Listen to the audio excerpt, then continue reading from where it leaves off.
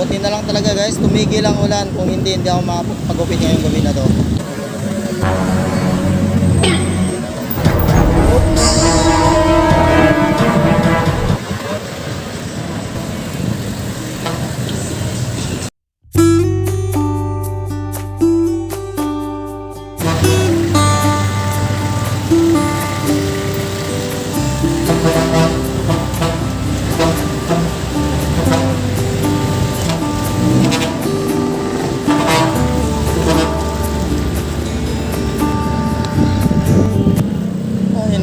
Sarado lang daan dito guys.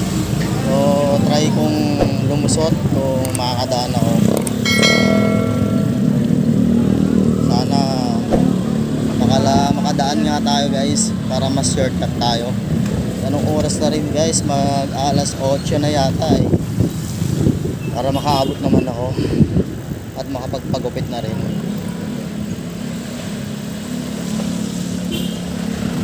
So ayun nga, maluwag na dito bandang dulo guys. Sa may ulalang pala yung may harang.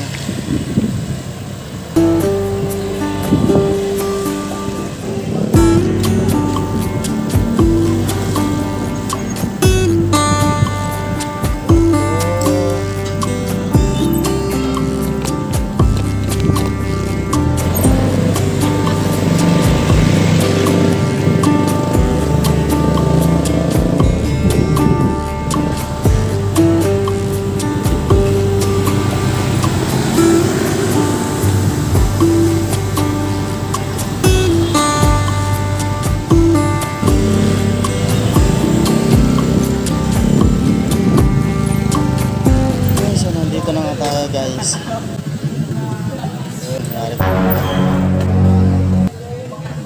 saan po, salamat. Guys, tahan-tahan lang tayo dahil naalalayan si kuya. Hindi ko alam kung ano, nahirapan siguro siya maglakad guys. Ayun guys, tumabot nga tayo, so bukas pa siya, kaya nakapagpagupit talaga ako nito. So ayun guys, oh. Our hearts beat to the city streets. We began to feel the fire. We rise like tall buildings as the chemicals they take us higher. The night. So yun nga guys, umabot ako ngayon dahil si Kuya Jimmy mayroong ginugupitan. So nandun siya sa loob guys. So ayan o, siya yung naka-block dyan. At swerte ko nga ulit guys dahil nakaabot talaga ako sa saktong oras dahil hindi pa sila sarado.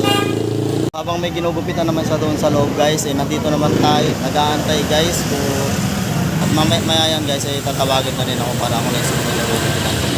One eternity later. Yun nga guys, nakapagpagupit na ako. So tignan nyo naman guys, so new look na tayo ngayon. Kumbaga kanina guys, sobrang haba ng buhok ko, din sobrang init, naiinitan ako pagpagupit. So ito guys, so ang galing talaga ni Kuya Jimmy. Shout out ulit sa'yo Kuya Jimmy. Thank you sa paggupit sa akin. So yun guys, so tara.